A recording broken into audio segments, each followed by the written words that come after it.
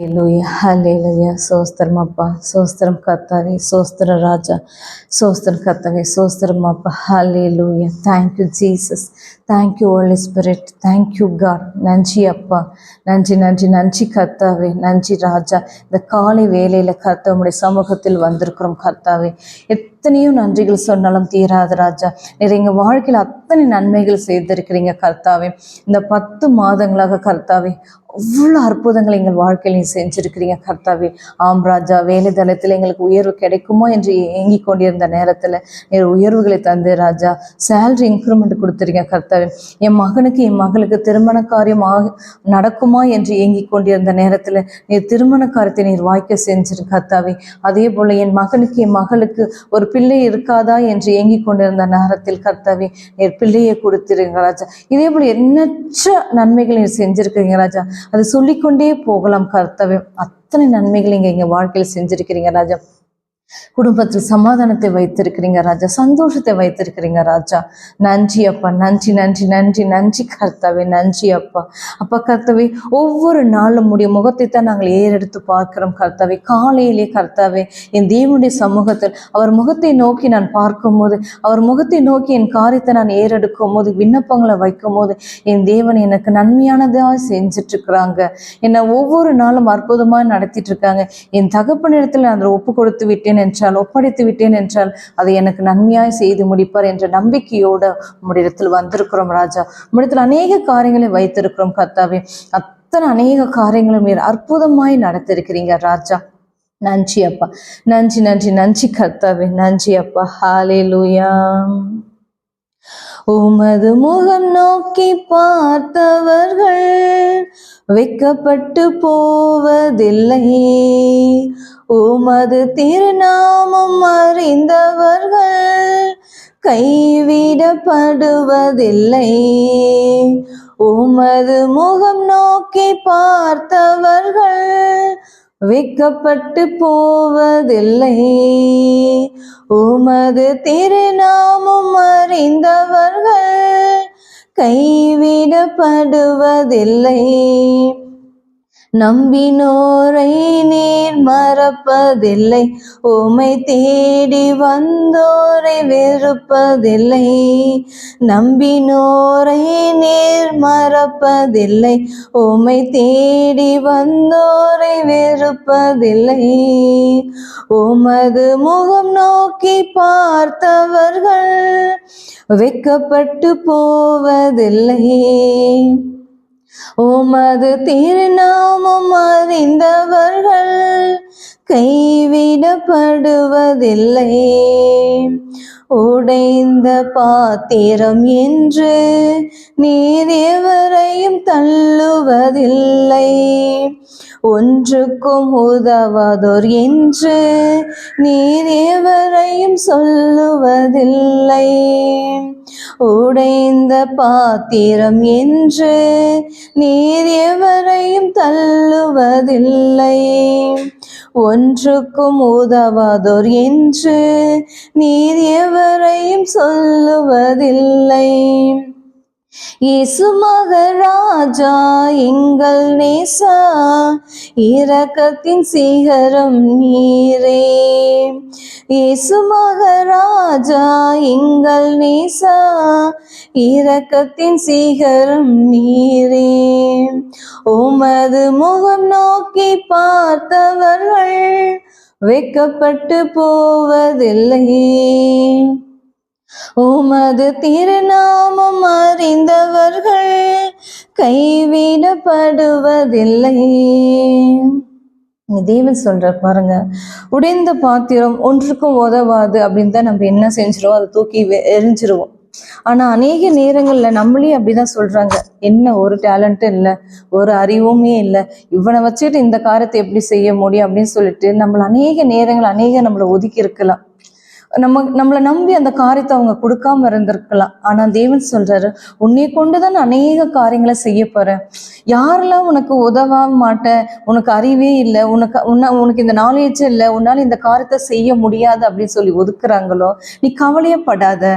ஆனா உன்னை கொண்டு நான் பெரிய காரியங்களை செய்வேன். ஏன்னா தேவனே சொல்லியிருக்காரு பாருங்க, ஞானிகளை பைத்தியமாக்கி பைத்தியக்காரனை ஞானியா மாற்றேன் அப்படின்னு சொல்றாரு. அநேக நேரங்கள்ல எனக்கு அவ்வளோ அறிவு இருக்குது, நான் இவ்வளோ படிச்சிருக்கேன், நான் இவ்வளோ எஜுகேட்டட் அப்படின்னு சொல்லி நினைச்சிட்டு இருப்பாங்க. ஆனா அவங்க கூட ஒரு சின்ன விஷயத்துல பெரியவா ஒரு மிஸ்டேக்ஸை பண்ணிடுவாங்க. ஆனா அறிவே இல்லை, நாலேஜே இல்லாத ஒரு மனுஷன் தான் அந்த காரியத்தை அற்புதமா செஞ்சு முடிச்சிருப்பாங்க. அப்ப சொல்லுவாங்க, என்ன அவருக்கு எஜுகேட்டடே இல்லை, ஒரு எஜுகேஷனே இல்லை, ஆனா இவர் இந்த காரியத்தை இவ்வளோ அற்புதமா செஞ்சிருக்கிறாரா, இப்படி அவரால் செய்ய முடியும் அப்படின்னு சொல்லிட்டு. அதான் சொல்றார் தேவன், நீ உங்களை யாரெல்லாம் நீ எதுக்குமே ஆக மாட்ட, உன்னால எந்த காரியத்தையும் செய்ய முடியாதுன்னு ஒதுக்குறாங்களோ, ஆனா தேவன் அங்கதான் நம்மளை உயர்த்தவரா இருக்கிறார். எதுக்குமே ஆக மாட்டேன் அப்படின்னு சொல்ற நம்மளை கொண்டுதான் தேவன் ஒரு பெரிய காரியங்களை செய்ய வல்லவரா இருக்கிறார். அதனால எந்த காரியத்துக்கான தோண்டு போகாதீங்க. உங்க வேலை தளத்துல உங்களை ஒரு நாலேஜே இல்லை, உங்களைக்கிட்ட இந்த வேலை எப்படி கொடுக்குதுன்னு சொல்லி உங்களை ஒதுக்கி வைக்கிறாங்க. நீங்க தேவனை நோக்கி பாருங்க, அவர் முகத்தை நோக்கி பாருங்க. அவர் முகத்தை நோக்கி பார்க்கும்போது தேவன் சொல்றார், நீ கவலைப்படாதம்மா, நீ கவலைப்படாதப்பா, நான் உன்னோட இருக்கிறேன். இவங்க என்ன சொல்றது, ஆனா நீ செய்ய போற காரியம் பெரிதா இருக்கிறது. நம்மளை கொண்டு அவர் பெரிய காரியங்களை செய்ய வல்லவரா இருக்கிறார். எந்த இடத்துல நம்மளை மட்டம் தட்டி நம்மளை கீழே இறக்குறாங்களோ, ஆனா தேவன் அதே இடத்துல நம்ம தலையை உயர செய்ய வல்லவரா இருக்கிறார். ஆமீன், ஹல்லேலூயா. ஏன்னா என் தகப்பன் பெரியவரா இருக்கிறார். அதான் சொல்லுவார், ஒன்றுக்குமே உதவாதவனா இருக்கிற என்னை கொண்டுதான் தேவன் பெரிய காரியங்களை செய்ய வல்லவரா இருக்கிறார். நம்ம எபிரேயர் 11ஆம் அதிகாரம் 6வது வசனத்துல பார்க்கலாம். விசுவாசம் இல்லாமல் தேவனுக்கு பிரியமாய் இருப்பது கூடாத காரியம். ஏனென்றால் தேவனிடத்தில் சேருகிறவன் அவர் உண்டென்றும் அவர் தம்மை தேடுகிறவர்களுக்கு பலன் அளிக்கிறவர் என்றும் விசுவாசிக்க வேண்டும். விசுவாசம் எந்த இடத்துல எங்க எப்படி நம்ம இருக்கிறோம் அப்படின்றத ரொம்ப முக்கியம். தான் சொல்ற, விசுவாசம் இல்லாமல் தேவனுக்கு பிரியமா இருப்பது கூடாத காரியம். என் தகப்பன் என்னை எந்த காரியத்துல என்னை வெக்கப்பட விட மாட்டார் அப்படின்னு சொல்லிட்டு நம்ம வாயால சொல்லனாலும், நான் அது நம்பிக்கையா இருக்கிறேனா, அந்த நம்பிக்கை எனக்குள்ள இருக்குது அப்படின்னு சொல்லிதான் தேவன் பார்க்கிறார். என் மேல நம்பிக்கையே இல்லாம நான் உனக்கு இந்த காரியத்தை செஞ்சிருவேன்னு சொல்லி நீ சொல்லிக்கிட்டு நீ எந்த காரியத்தையுமே செய்யாம இருந்தேன்னா, அது நான் உன் மேல பிரியமா இருப்பேன்னா எப்படி என்னால் பிரியமா இருக்க முடியும்? ஏன்னா என் மேல உனக்கு நம்பிக்கையே இல்லைல்ல. அப்போ நம்பிக்கை இல்லாம, ஆனா என்ன சொன்ன, ஒரு சோம்பேறித்தனமா இருந்துகிட்டு தேவன் எனக்கு இந்த காரியத்தை செய்வாரு, தேவன் எனக்கு வெளிப்படுத்தும், யாராச்சும் எனக்கு சொல்லட்டும், அப்போ நான் நம்புறேன் அப்படின்னு சொல்லி சில நேரங்கள் அநேக காரியங்கள்ல நம்ம என்ன செஞ்சிரோம்னா, ஒரு தட்டி கழிச்சுட்டு எனக்கு ஒரு சாட்சி கொடுங்க, எனக்கு ஒரு இது கொடுங்க அப்படின்னு சொல்லிட்டு என்ன செஞ்சிரோம்னா அந்த காரியத்தை செய்யாமையே இருப்போம். ஆனா தேவன் அந்த காரியத்தை செய்யறதுக்கு ஒரு மனுஷனை அனுப்பியிருப்பாங்க. நீங்க இந்த காரியத்தை செய்யுங்க, இந்த காரியம் செய்யும் போது தேவன் உங்களோட இருப்பாங்க, நீங்க வெக்கப்பட்டு போக மாட்டீங்க அப்படின்னு சொல்லுவாங்க. ஆனா நம்ம என்ன சொல்லுவோம்னா, இல்ல எனக்கு அதுக்கு ஒரு சாட்சி கிடைக்கட்டும், அப்போதான் நான் அந்த காரியத்தை செய்வேன் அப்படின்னு சொல்லி நம்ம காத்திருப்போம். ஆனா தேவன் சொல்றாரு பாரு, என் மேல விசுவாசமே இல்லை அப்படின்னு சொன்னா எப்படி நீ என் மேல பிரியமா இருப்ப? அநேக நேரங்கள் நம்மளும் அப்படிதான், ஒரு விசுவாசம் இல்லாம நம்பிக்கை இல்லாம ஒரு காரியத்தை செய்யும் போது நமக்கு அது எப்படி இருக்கும்? இப்ப நம்மளே ஒரு வேலை தளத்துல இருக்கிறோம், வேலை செஞ்சுட்டு இருக்கிறோம். அப்படி செஞ்சுட்டு இருக்கும் போது அந்த ஓனர் நம்ம மேல நம்பிக்கையே இல்லை, நம்மள எப்பவுமே சந்தேக கண்ணோடவே பார்த்துட்டே இருக்கிறாங்க அப்படின்னு சொன்னா நம்மளால திருப்தி அந்த இடத்துல வேலை செய்ய முடியுமா? நினைச்சு பாருங்க. அப்போ நம்ம என்ன செஞ்சாலும் அவங்களுக்கு என்னதான் தெரியும்னா குறையாதான் தெரியும். ஏன்னா அவங்களுக்கு நம்பிக்கையே இல்லை. நம்பிக்கையே இல்லாம நம்ம என்னதான் பர்ஃபெக்டா அதை செஞ்சு முடிச்சு அவங்க கிட்ட போய் நின்னாலுமே அவங்க என்ன சொல்லுவானா, இது நீ தான் அவன் தான் செஞ்சிருப்பானா, இல்ல அவன் வேற யார்கிட்ட கொடுத்து செஞ்சிருப்பானா அப்படின்னு சொல்லி நம்மளை எப்பவுமே சந்தேக கண்ணோட பார்த்துட்டு இருக்கும் போது நம்மளுக்கு ஒரு திருப்தியா ஒரு வேலை செய்ய தோணுமா? தோணவே தோணாது. அப்ப என்ன தோணுன்னா, ஆமா அது நாட்கள் கடக்க என்ன அந்த ஓனர் மேல ஒரு கோவம் வந்துடும், வெறுப்பு வந்துடும், அந்த இடத்துல வேலை செய்யவே மனசே வராது. ஏன்னா நம்பிக்கையே இல்லை, ஓனருக்கு நம்ம மேல நம்பிக்கையே இல்லை. தேவன் அநேக நேரங்கள் அதுதான் சொல்றாரு, என் மேல நம்பிக்கையே இல்லாம நீ இருக்கும் போதெல்லாம் நானும் அப்படிதான் வருத்தப்படுறேன். எப்படி ஒரு ஓனர் உன் மேல நம்பிக்கை இல்லாம நீ செய்யற காரியத்தை எல்லாம் நம்பிக்கை இல்லாம அவர் உன்னை அலட்சியப்படுத்துறப்போ நீ எவ்வளவு வேதனைப்படுறியோ அதே போலதான் நானும் வேதனைப்படுறேன்.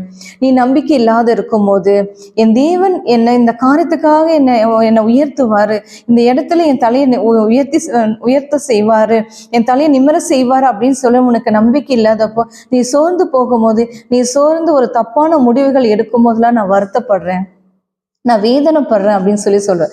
அதை சொல்லுது பாருங்களேன். தேவன் விசுவாசம் இல்லாமல் தேவனுக்கு பிரியமா இருப்பது கூடாத காரியம். விசுவாசம் இல்லாம நான் ஒரு ஓனர் என் மேல விசுவாசம் இல்லை அப்படின்னு சொன்னா அவருக்கு நான் என்னதான் நன்மையான காரியங்கள் செஞ்சாலும் அது அவருக்கு திருப்தியா இருக்கவே இருக்காது. அதே போலதான் விசுவாசம் இல்லாம நான் தேவனிடத்துல ஒரு காரியத்தை நான் கேட்கும் போது அவருக்கு அதே தான் சொல்றாரு. நீ இனிமேல் நம்பிக்கையே இல்லாம நீ ஒரு காரியத்தை செய்யும் போது எப்படி நான் நம்பிக்கை உனக்கு செஞ்சு முடிக்க முடியும்? இனிமேல் விசுவாசமே இல்லைல்ல, உனக்கு நம்பிக்கையே இல்லைல்ல. அநேக நேரங்கள் அப்படிதான் தோண்டு போயிடும். நம்ம அதை காத்து இருப்போம், தேவன் கண்டிப்பா எனக்கு செய்வாரு அப்படின்னு சொல்லி நம்பிக்கை நமக்குள்ள வரவே மாட்டுது. ஏன்னா வேகமா ஓடுற இந்த ஓட்டத்துல நான் வேகமா தான் ஓடுவேன் அப்படின்னு சொல்லி நம்ம இருக்கும்போது அநேக நேரங்கள்ல நம்ம நன்மையா இருக்கிற சூழ்நிலை கூட தீமையா மாற்றிக்கிறோம். அது சொல்லுது பாருங்களேன். இன்னொன்னு, அவர் உண்டு என்றும் அவர் தம்மை தேடுகிறவர்களுக்கு பலன் அளிக்கிறவர் என்றும் விசுவாசிக்க வேண்டும்.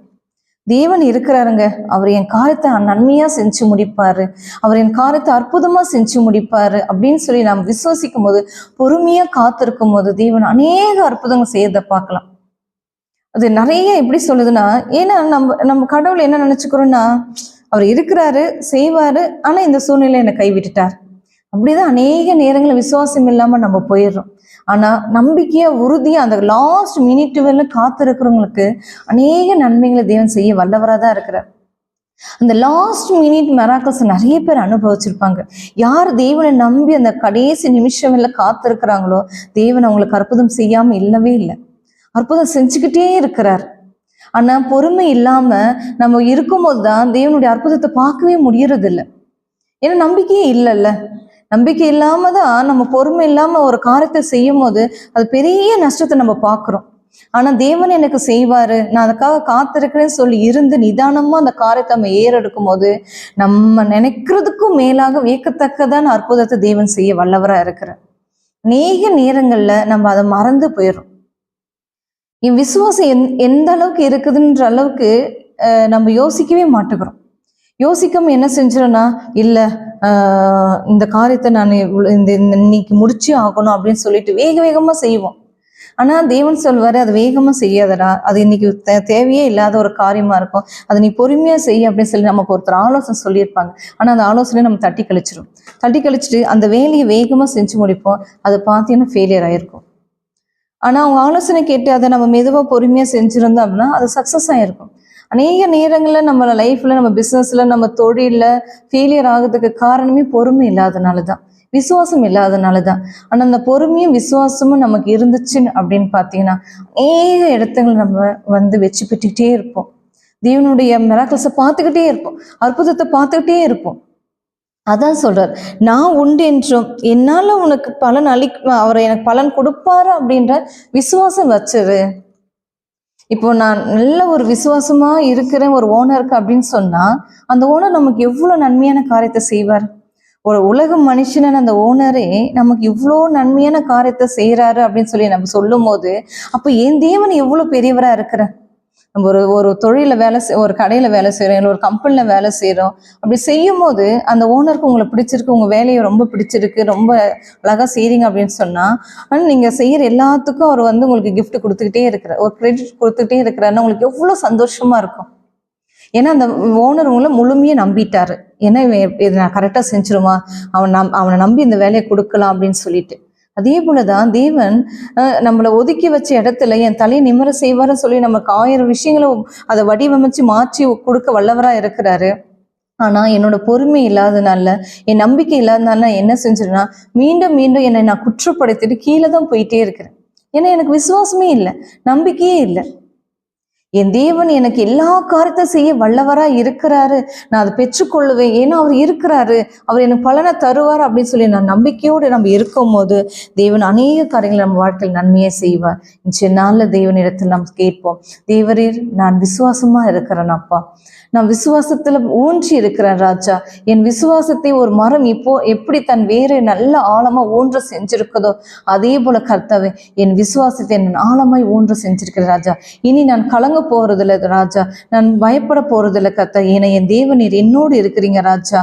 அதனால் நான் இனி எல்லா காரியத்திலும் ஜெயம் எடுப்பேன் ராஜா. இனி எதுவுமே எனக்கு தோல்வியே இருக்க போறது ராஜா, நான் ஜெயத்தை மட்டும் பார்க்க போறேன் கர்த்தாவே. நன்றி அப்பா, நன்றி நன்றி நன்றி நன்றி கர்த்தாவே. இயேசு மூலம் கேட்கிற நல்ல பிதாவே, ஆமீன் ஆமீன்.